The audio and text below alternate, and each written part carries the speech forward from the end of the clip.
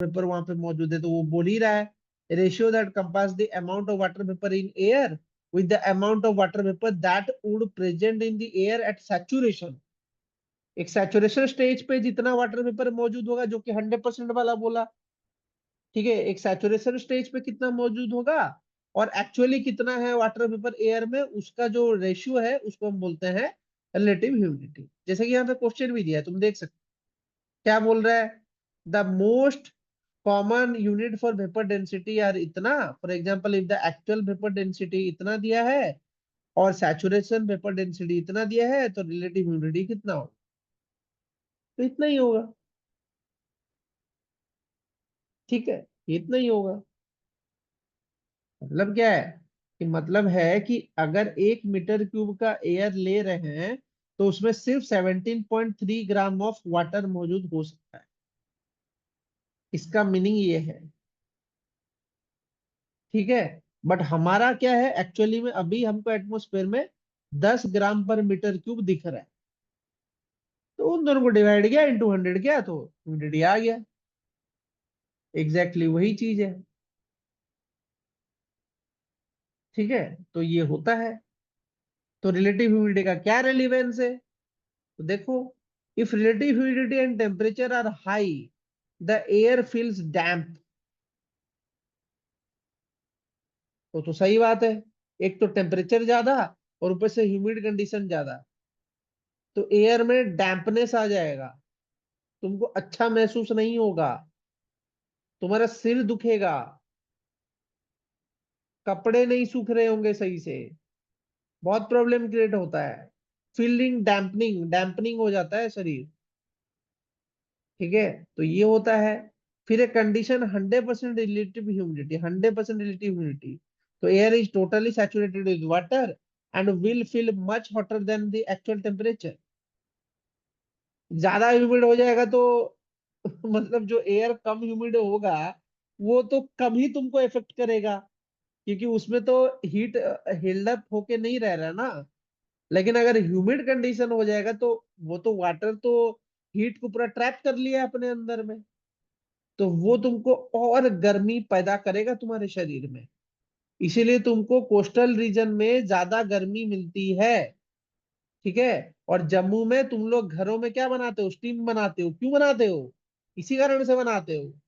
सर्दियों में स्टीम क्यों बनाते हो गर्मी सर्दियों में, ताकि हवा का जो फेंक रहे हो तुम गैस, वो पूरे घर को गर्म रखे। वो स्टीम है, स्टीम में ऑलरेडी हीट ट्रैप करके रखा हुआ है वाटर, है ना। अब देखो वो तो H2O मॉलिक्यूल है ना, और H2O मॉलिक्यूल के अंदर हीट कहाँ से आ गया, अब तुमने उसको मशीन से हीट दिया हुआ है, तो हीट को ट्रैप करके रखा हुआ है, तभी तुमको गर्मी महसूस होगा, ठीक है। तो ये सब कहानी है उसकी।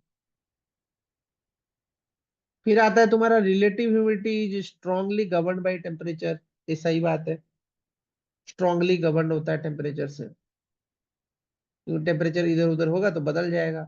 फिर lowering relative humidity increases evaporation and drawing. ये भी सही बात है, अगर तुम रिलेटिव ह्यूमिडिटी को घटा दोगे और बढ़िया से एवापोरेशन करोगे, मतलब एटमोस्फेयर से हटाओगे सारा का सारा ह्यूमिडिटी, धूप धूप दे रहे हो, ठीक है, हीटर के सामने कपड़ा सुखा रहे हो, समझ रहे हो, हीटर के सामने कपड़ा सुखा रहे हो तो क्या कर रहे हो, आसपास के हवा से तुम नमी हटा रहे हो, तो हटा रहे हो तो क्या हो जाएगा, और नमी जो है वो कपड़े से खींचेगा, तो कपड़ा सूख जाएगा, ड्राइंग हो जाएगा, सिंपल सी बात है। तो ये रिलेटिव ह्यूमिडिटी में होता है, ठीक है। तो ये उसकी कहानी है, किसकी, रिलेटिव ह्यूमिडिटी की।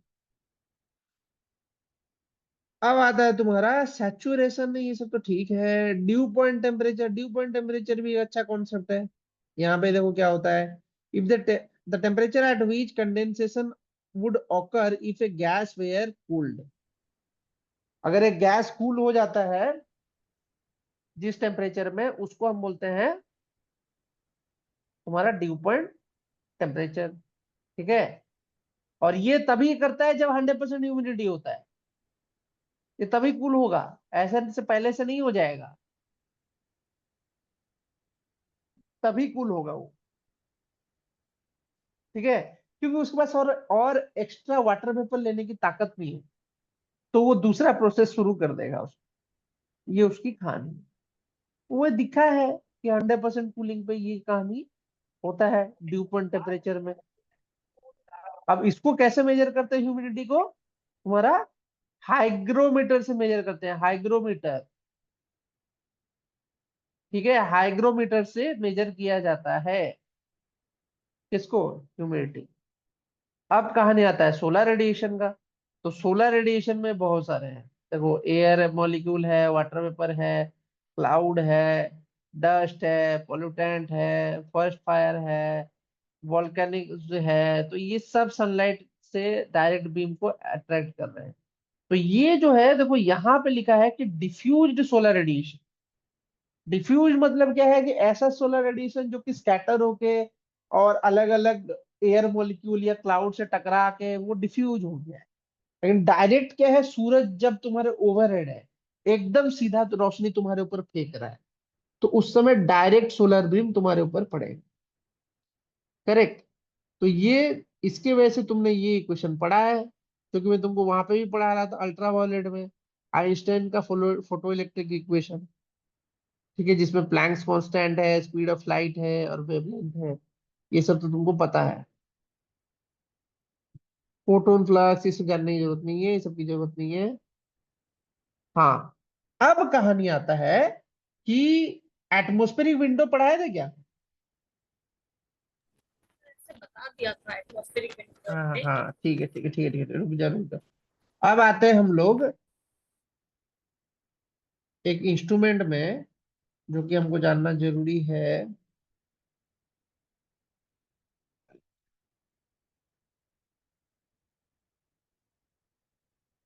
इसका इंग्लिश कैसे कन्वर्ट करूँ? ये हिंदी में आ गया है, इसको इंग्लिश में बदला जाए। सर नीचे लिखा हुआ है गूगल का इस्तेमाल इन भाषाओं पे कर सकते हैं, वहाँ पे इंग्लिश में होगा। यहाँ पे। देखिए स्क्रीन में सर गूगल सर्च के नीचे। हाँ हाँ, इसको हम करते हैं। हाँ, मैं क्या बोल रहा था, रुको। हम जा रहे थे, हाँ, इंस्ट्रूमेंट पे।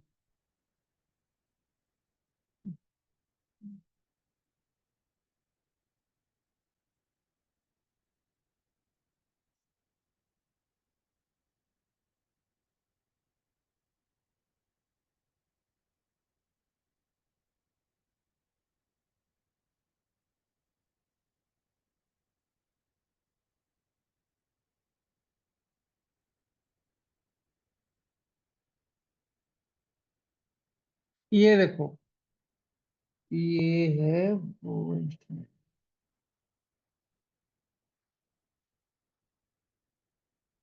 ये दिख रहा है, ये इंस्ट्रूमेंट, ये इंस्ट्रूमेंट, ये मेरा इंस्ट्रूमेंट है, मैंने लगाया था वहां। ठीक है, हमारी टीम ने लगाया था। ये कहाँ पे लगाया था? जिस ग्लेशियर पे मैं काम करता था, लाहौल स्पीति का एक ग्लेशियर था, वहां पे मैं काम करता था। ये लगाया था हमने वहां पे। ठीक है, तो उस इसमें क्या है? देखो, तीन चार चीजें दिखेंगी तुम। एक दिखेगा तुमको यहाँ पे विंड रोज।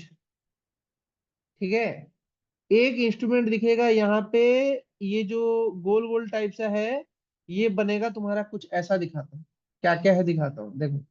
एक इंस्ट्रूमेंट एक इंस्ट्रूमेंट ऐसा दिखेगा, एक तो इंस्ट्रूमेंट ऐसा दिखेगा, और वो ऐसे बना हुआ होगा। तो ये है विंडरोज। विंड, इसको वेन बोलते हैं एक्चुअली में, विंड वेन उसमें। ठीक है, एक इंस्ट्रूमेंट ऐसा दिखेगा, ऐसा होगा जिसमें ऐसे ऐसे गोल गोल प्लेट्स लगे होंगे। ठीक है, ये है तुम्हारा हाइग्रोमीटर।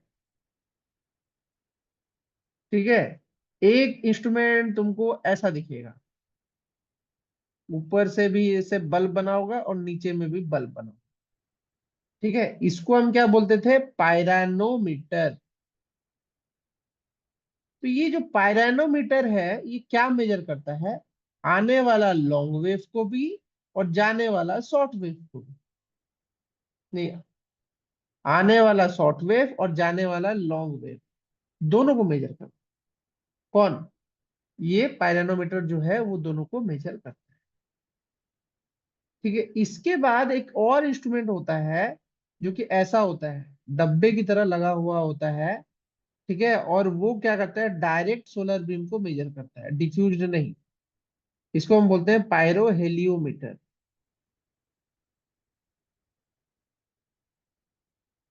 पायरो हेलियोमीटर भी इसको बोलते हैं। ये हुआ। इसके बाद रेन रेन और प्रिसिपिटेशन मेजर होंगे रेन गॉज में। रेन गॉज में तुम्हारा प्रिसिपिटेशन और रेन दोनों ही मेजर होंगे। किसमें? रेन गॉज में। ठीक है, ये दो चीजें होंगी। ये सब उसके इंस्ट्रूमेंट है जिससे तुम पढ़ोगे क्या इसमें कैसे कैसे उसको किया जाता है, कहा। करेक्ट, रेन गॉज, और उसको हम ऐसे देखते हैं। ठीक है, ये हो गया। इसके बाद मैं तुमको लेके चलता हूं यहाँ पे। जैसे नहीं, रुक जाओ।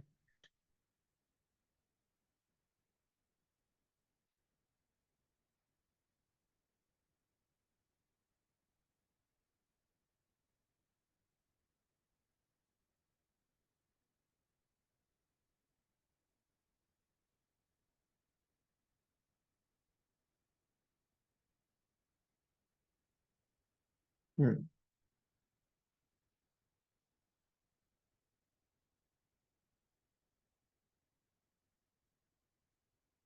जैसे कि ये देखो, एक विंड रोज, ये एक विंड रोज दिख रहा है तुम्हें? हाँ।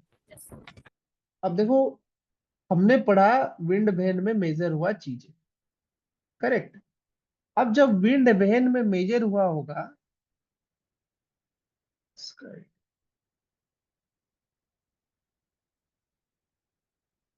भाई एडिटिंग भी करने देगा या नहीं देगा आज? आज करने देगा तो हाँ, करने देगा।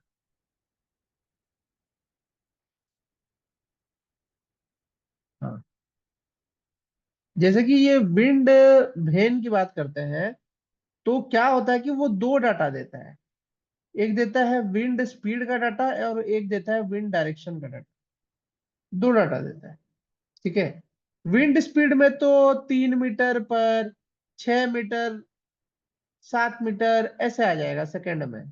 ठीक है, लेकिन विंड डायरेक्शन में क्या आएगा? 0, 90, 45, 360 ऐसे आ जाएगा। डिग्रीज में देता है विंड डायरेक्शन को। तो विंड डायरेक्शन में क्या प्रॉब्लम है बताता हूँ। विंड भेन जो है, विंड भेन, ठीक है, उसमें क्या होता है, एक ऐसा एरो मार्क होता है हमेशा। ठीक है, अब उस एरो मार्क को हमेशा क्या करना होता है, नॉर्थ की साइड में रखना होता है। अगर उसको नॉर्थ की साइड में नहीं रखोगे तो कभी भी तुम्हारा राइट आंसर नहीं आएगा। ठीक है, लेकिन उसका एक जुगाड़ तरीका भी है कि अगर तुमने बाई चांस तुम भूल गए कि ये जो है इसको नॉर्थ साइड में रखना, तुम भूल गए। सपोज करो तुम इसको नॉर्थ साइड में रखना टोटली भूल गए, इसको नॉर्थ में रखना था बट तुम भूल गए। तुमने क्या किया, इसको ईस्ट में रख दिया। करेक्ट, इस डायरेक्शन में रख दिया। तो अगर तुम्हारा वैल्यू 90 डिग्री आ रहा होगा तो तुम्हारा नॉर्थ डायरेक्शन जो होगा वो हमेशा 90 माइनस हो जाएगा। अगर तुम्हारा 360 डाटा आ रहा है तो तुम उसको हमेशा 90 माइनस करके ही लिखोगे, 270 डिग्री लिखोगे। ये जुगाड़ तरीका है। कहीं कहीं पे क्या होता है कि पहाड़ में जब लगाते हो तो सही से लगता नहीं है, वो डायरेक्शन बदल जाता है उसका।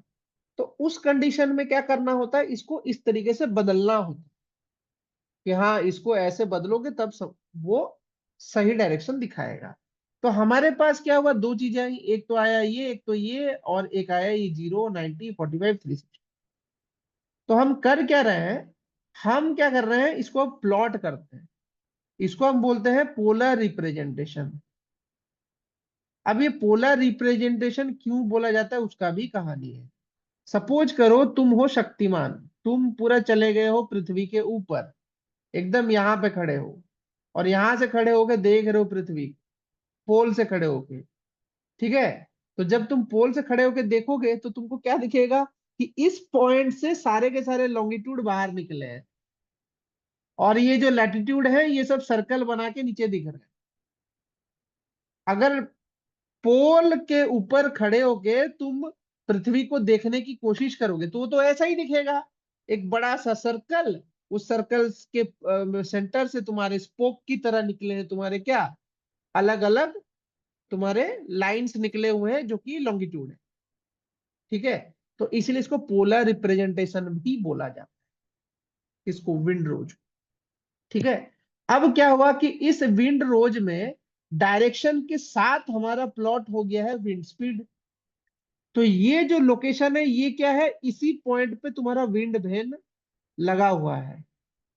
ये तुम्हारा मेन पॉइंट है जहां पे तुम मेजरमेंट ले रहे हो। ठीक है, अब तुमको दिख रहा है कि जो हवा है वो सबसे बड़े बड़े जो बड़ा स्पोक जो है वो इस डायरेक्शन में है, और इस डायरेक्शन में, इस डायरेक्शन में, इस डायरेक्शन में, इस डायरेक्शन में, इस डायरेक्शन में दिख रहा है। मतलब ऑलमोस्ट तुम्हारा नॉर्थ ईस्ट से लेके साउथ ईस्ट तक तुम्हारा हवा जो है काफी तेज है, तुम ये बोलोगे इंटरप्रिटेशन में। जबकि इधर हवा ही नहीं दिख रहा है, किधर, वेस्टर्न पार्ट में हवा दिख नहीं रहा है। इसका मतलब क्या है, यहाँ पे पहाड़ है, यहाँ पे जरूर माउंटेन है, जो कि हवा को आने ही नहीं दे रहा है इस डायरेक्शन में। इसका इंटरप्रिटेशन ऐसे किया जाता है, उसका इंटरप्रिटेशन आगे समझ में। तो ये उसकी कहानी है, ये ऐसे विंडरोज को पता किया जाता है कि विंडरोज ऐसे ऐसे काम करते हैं। ठीक है, तो ये पूछा जाता है क्वेश्चन में कि कैसा है विंडरोज, क्या बताता है विंडोज में, कौन कौन से पैरामीटर देखे जाते हैं, और विंडरोज के जो पेटल्स हैं, स्पोक्स हैं। फिर कहानी आती है कि जो पेटल्स एंड स्पोक्स विंडरोज में, जैसे कि पेटल निकला हुआ है और वो स्पोक्स है, वो क्या क्या बताता है ये भी पूछेगा। विंडरोज का पेटल एंड जो तुम्हारा स्पोक्स है वो क्या बताते हैं,